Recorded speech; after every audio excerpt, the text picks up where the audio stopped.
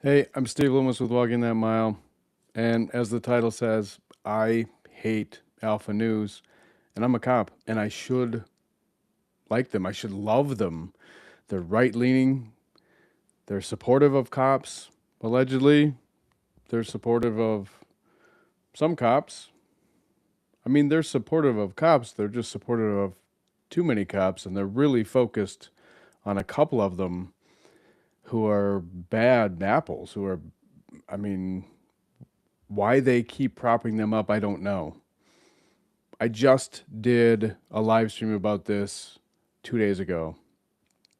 The sworn declarations that came out in Katie Blackwell's lawsuit against Alpha News, where Alpha News they got 34, I believe, sworn declarations total. 14 of them they got former Minneapolis police officers to kind of claim to claim that Katie Blackwell committed perjury when she testified, except that I showed you then and I'll show you now what one of those declarations looks like. And it's pretty misleading. And it actually uses the exact same language from the fall of Minneapolis, where they edited Katie Blackwell's testimony. Now, Dr. J.C. Chaix, in his own bio that he likes to put out everywhere, which is usually several pages long, he talks about media literacy, but also about hoaxes and, being an expert in that stuff. And I think that in his biography, it's supposed to be like, hey, I'm good at identifying hoaxes. Well, he's good at propagating them. And this is one of them that they have pushed now for several years, the fall of Minneapolis, and they just keep going with it. Now, I will admit, Katie Blackwell screwed up. She got emotional, and she got a law firm that was willing to file a lawsuit against Alpha News for defamation, except that that's not how that works. She's a public figure. They can come at her pretty hard, and in the fall of Minneapolis, they do by editing her testimony. And they can't, I mean, they really can't get in trouble unless they are very malicious and they say something completely wrong, and she has to be hurt by it. And of course, she got promoted after the fall of Minneapolis came out. And so you can be very hard on a public figure.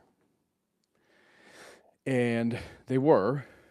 And unfortunately, she got a law firm that was willing to file a lawsuit, and it didn't work out.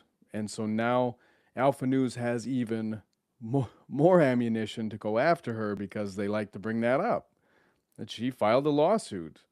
And Alpha News's attorney, a good attorney, but he's pretty deep in the weeds with Alpha News, Chris Maddle, he even likes to get on social media and needle Katie Blackwell as well about, hey, the judge said that, everything in the fall of Minneapolis was quote unquote substantially true. And I think they try and portray that as in like totally true, like, and that's not what it means. It means that a person looking at that can see that the opinion is substantially true. The opinion that she committed perjury by saying what she said about the position that Derek Chauvin was in. She said that we didn't train that. When you can easily say, well, yes, MPD officers did train that and do train that, and all officers do train that position, and we do. We train that position to get into handcuffing. We train that position. They train that position to get into the MRT, which I believe they don't use anymore. But and so, that's the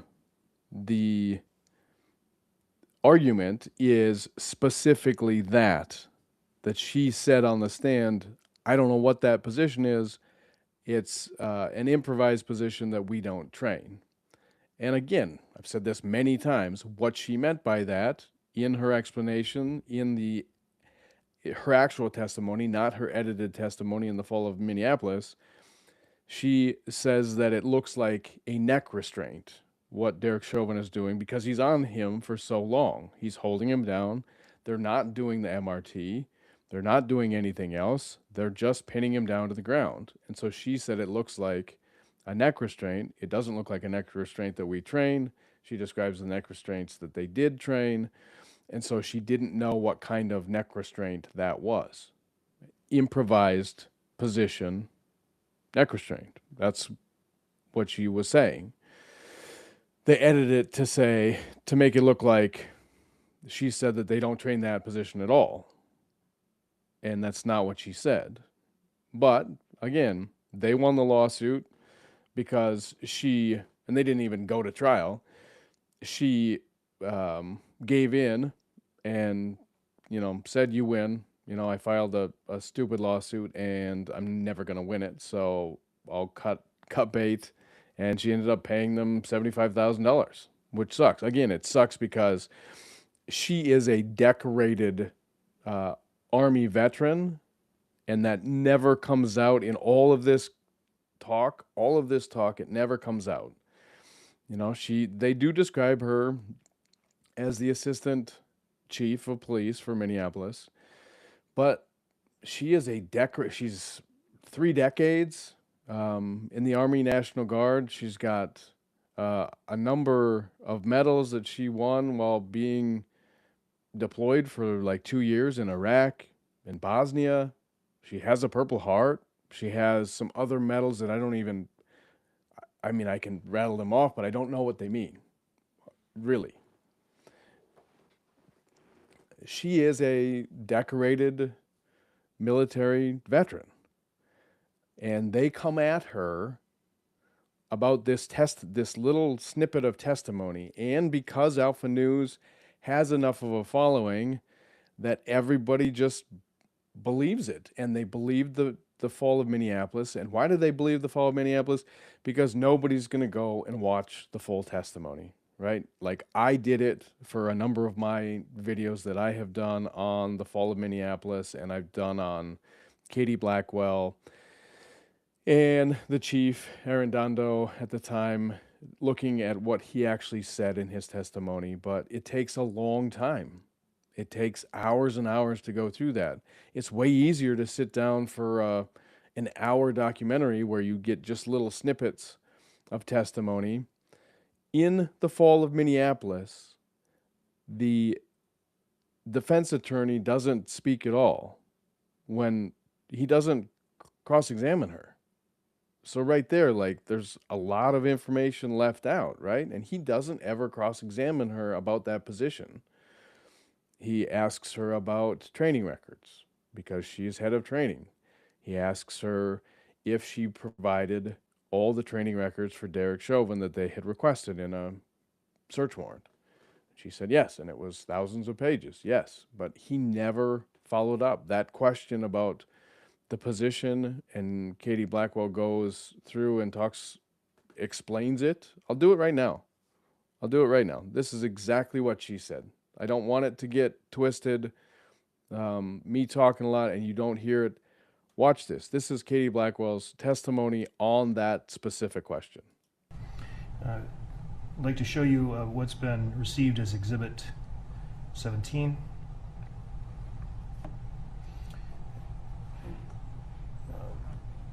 To ask you, officer, as you look at Exhibit 17, is this a trained technique that's by the Minneapolis Police Department when you were overseeing the training unit? It is not. And why not? Well, use of force according to policy has to be, consistent with MPD training. And what we train are neck restraints, the conscious and unconscious neck restraint. So per policy, a neck restraint is compressing one or both sides of the neck using an arm or leg. But what we train is using one arm or two arm to do a neck restraint. And how does this differ? I don't know what kind of improvised position that is. So that's not what we train. So there it is, simple. She explains that she thought it was a neck restraint. The defense attorney, Eric Nelson, gets up and never asks her any clarifying questions about that. And so, like, for her to commit perjury, she would have had to intentionally said something that was false. And she answered that question the best she could, and there was no clarifying questions. She answered it, and then they moved on, and then Eric Nielsen didn't ask her a single question about that. So how can you claim that she perjured herself? Now, Alpha News can't stop talking about this. Liz Collin, J.C. Chaix can't stop bringing this up, and now they have somebody else, another here, Jenna. Share my screen here. Here, look at this. Okay, this is Jenna Globe. I don't want to mispronounce her name. I mean nothing but respect. But she followed suit here. You know, she just is following up on this. 14 officers signed sworn declarations saying new Minneapolis chief committed perjury during the Chauvin trial. So this was a couple of weeks ago that this was posted. They even asked the Minnesota Post Board, Post stands for Police Officer Standards and Training Board, to look into this and ask them why they haven't sanctioned her for her perjury. I'll tell you why, because she didn't perjure herself. But Alpha News has got everybody, just got the wool pulled over everybody's eyes. And they have, you know, smart people like attorney Chris Maddle, who's going to bat and saying, and he won a lawsuit against Katie Blackwell. And so, of course, you know, he was going to pile on and say, hey, like, the judge said what we did, you know, what my clients did was substantially true. And how about the other news media's outlets report that? But here, yeah, it just goes into her controversies resurface, it says, again, in the fall of Minneapolis, and Liz Collin's book, They're Lying, the media, the left, and the death of George Floyd. As part of that case, 14 current and former Minneapolis police officers signed sworn declarations saying they believed Blackwell perjured herself while testifying during Chauvin's trial. A fact that Alpha News attorney Chris Maddle drew attention to on social media Wednesday. A total of 33 officers signed declarations saying the restraint Chauvin used during the George Floyd incident was trained by Minneapolis Police Department. So 33 total said that restraint was trained. That is, again, that's a handcuffing position. That's for something that I never was taught, the MRT, but they were taught the MRT.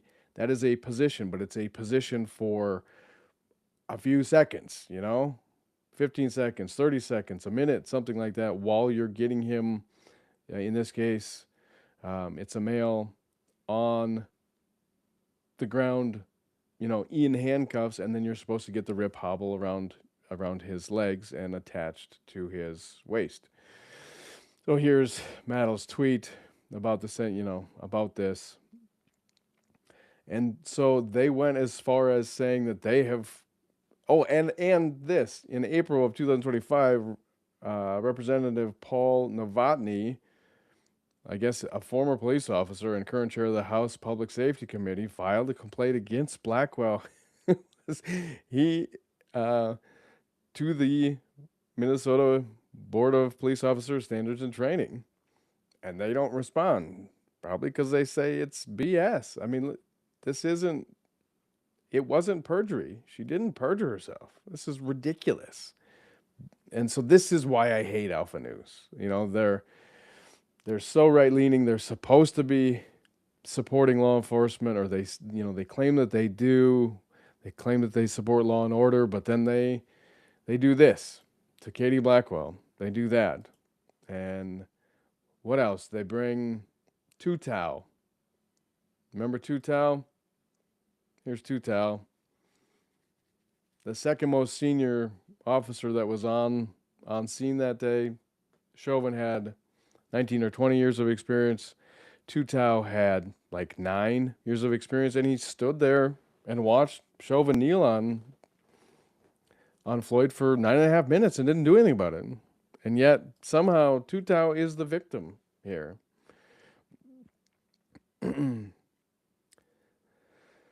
And with all of that, continued to attack Katie Blackwell. And she's a very strong woman. Okay? She's super tough.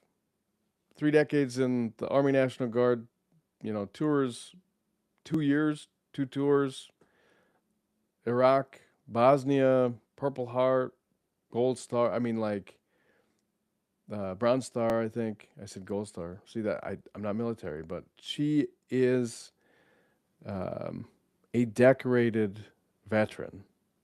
And that gets left out because Liz Collin's not a decorated veteran. This knucklehead, J.C. Chaix, my God, if I can get this to load, this picture that I have here. It doesn't look like it wants to load. I'm trying to run this at maybe too high a high definition. I don't think it's that. I don't know. Maybe it's too. Try one more time. J.C. Chaix he's a knucklehead, man. He's a narcissist. Well, okay. This is what J.C. Chaix looks like. But that scarf in his pocket, where it should be, he sometimes puts it around his neck now, and he looks ridiculous. But J.C. Chaix was a police officer. And he's the one who wrote The Fall of Minneapolis. He's the one who wrote that thing. He's the one who edited it. He's the one who spliced that footage together to make it look like Katie Blackwell said something she didn't say. That's what Dr. J.C. Chaix, that's what he did. Okay? He was only a cop for like 5 years. And he hated cops. Before being a cop, he hated cops. While being a cop, he hated cops. After being a cop, he hated cops. You know how I know that? I'm not just making that up. He was on a podcast with Travis Yates, and he specifically said that, including, after he was done being a police officer, he's still married to a police officer, and he said he hates cops. That's what he said. There was no joke. There was no angle that he was working. That's what he said. In a podcast with Travis Yates, he said, I hated cops before being a cop. I hated cops while being a cop. I hate cops. And my wife's a cop. That's what he said. Go find Travis Yates' podcast where he has Dr. J.C. Chaix on as a guest. And he says it. It's right there. But there's a lot more. Clearly, there's a lot more about J.C. Chaix that we don't all know yet. And we will. I guarantee you, I will find it. I will dig it up. There was something very odd. And I know some stuff, there's something very odd about him. We don't know where he worked, do we? Do you know where he worked as a cop? He's never said. If you're a police officer and you're going to police trainings and conferences and stuff and presenting, wouldn't you tell them where you worked? And as somebody who attended a police training where Dr. J.C. Chaix was at, wouldn't you demand that you knew where he worked and get some, what are his credentials? He'll tell you a lot about all the things that he's done, been in jazz bands and speaks a bunch of languages and wrote this 500-page dissertation about something, symbiotics, something. He's a very intelligent man. He's a narcissist. But he won't tell you where he worked. Isn't that odd? Am I the only one who thinks that's odd, or everybody is just drinking the Kool-Aid? And I know why. I know why everybody wants the fall of Minneapolis to be true. And there are portions of it that clearly are. I think a lot of the stuff about the officers and them giving up the 3rd precinct, I think that's all. I know it's true. I don't know that whether or not any of it's been enhanced or, people have elaborated, changed some of the story and stuff. Again, Dr. J.C. Chaix wrote The Fall of Minneapolis, so people were reading scripts and stuff. They weren't just answering questions. They were reading questions that were agreed upon and stuff. It's a docudrama. So I think a lot of that was pretty accurate. I don't claim that it wasn't. But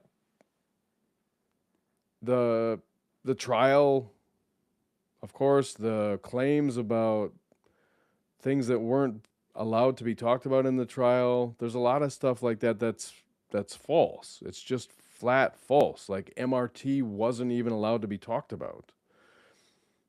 And that's not true. They did talk about it. Katie Blackwell didn't talk about it. Nobody asked her about it.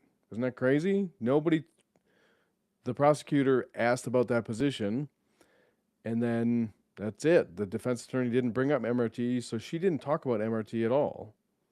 They talked about it with some other witnesses, some other police trainers and stuff. MRT came up. So they did talk about MRT. Just she didn't. But they go on podcasts and say that MRT wasn't allowed. And there was some training documents that weren't allowed. And it's just rules, it's just evidentiary rules.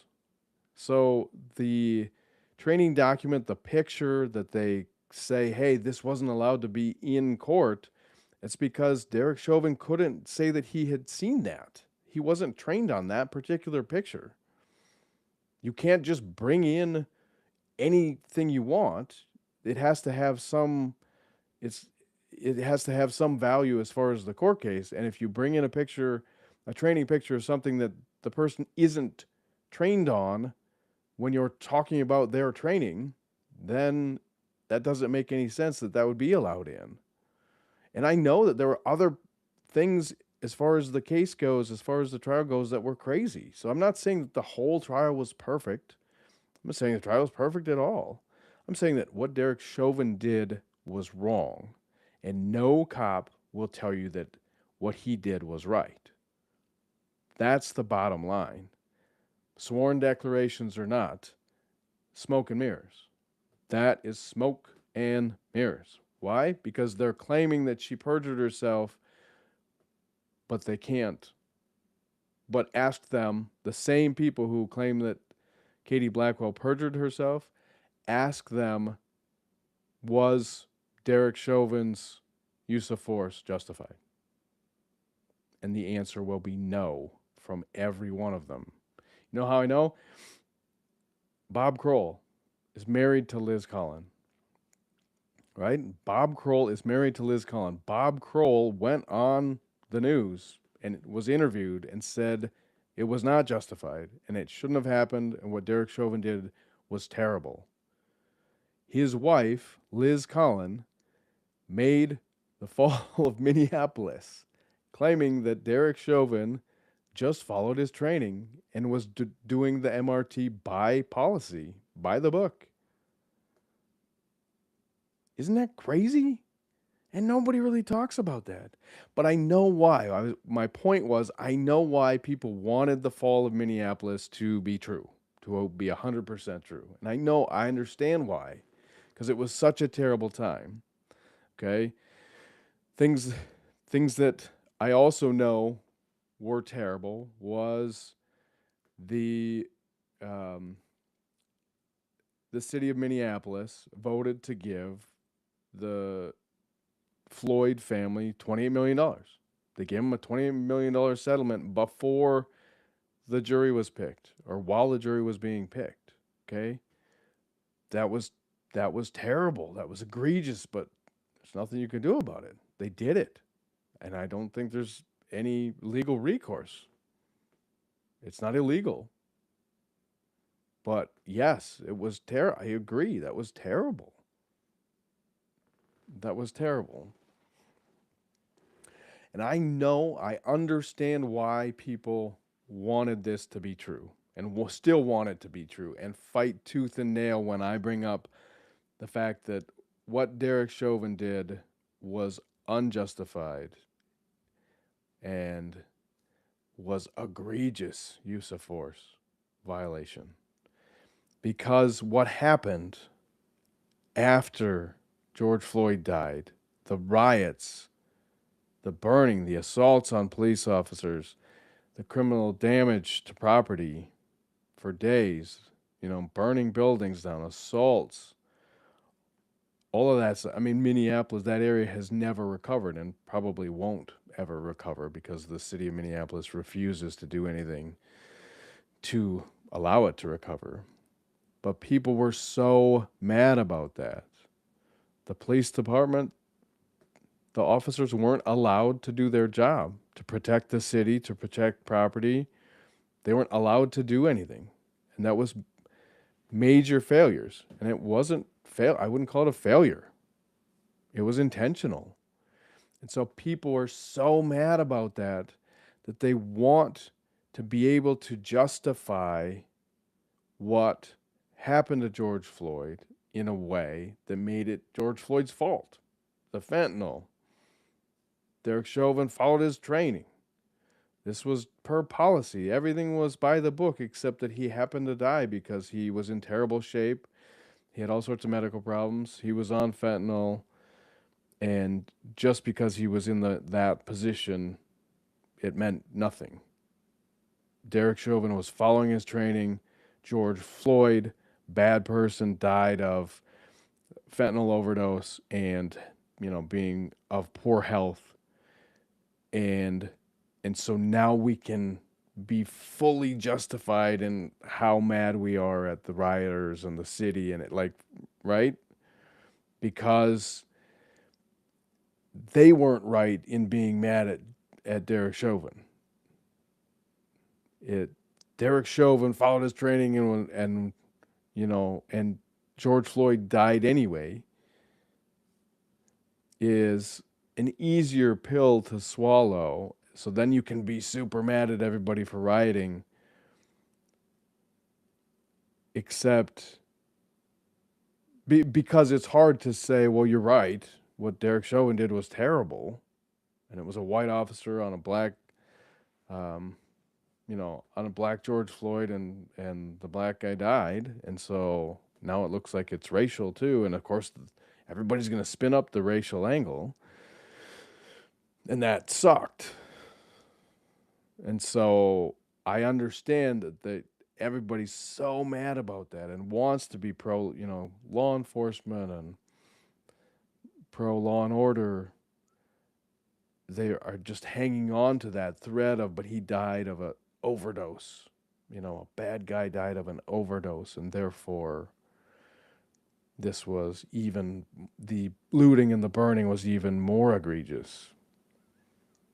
I mean, the looting and the burning was terrible. It was one officer. It was 4 officers who made terrible mistakes, 2 officers who should have known better, 2 officers who were so young that they got roped in. And unfortunately, even those 2 officers had a right to do something, right? I mean, had a duty to do something. I get the argument that they were only on field training. They had only worked a few shifts, but they were police officers. They're carrying guns, they're carrying badges, they had all the lawful rights of a police officer. They could use deadly force. They had the right to do that. They had the training. And they had the lawful, I mean, it was lawful. They were gun carrying, badge carrying peace officers. So, yes, it sucks because they were young and they were being trained in and stuff, but they should have known. That's the bottom line. They should have known, and they tried. And that's what that's what's hard, is that they tried. At least one of them said, I think we need to roll him over, and Chauvin said, no, we're leaving him right here. And so they knew better, but they just didn't, have the balls to step up and say, no, we are going to flip him over because that's the right thing to do. So I understand. I understand why everybody wants the fall of Minneapolis to be true, and that's why it pains me so much that Dr. J.C. Chaix has everybody wrapped around his finger. He has control of you and your emotions with this, right? Remember, media literacy and hoaxes. He is an expert at that stuff. And that's what he's done here, and that's what they keep doing, and they keep spinning it. And we will learn more about Dr. J.C. Chaix, but I need a lot more subscribers before I start revealing everything I know about him. I need a lot more. I need the word to be able to get out. I have 165 or something subscribers right now.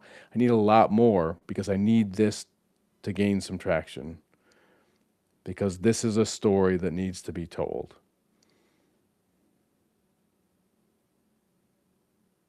That's all I've got for now. Steve Loomis with Walking That Mile.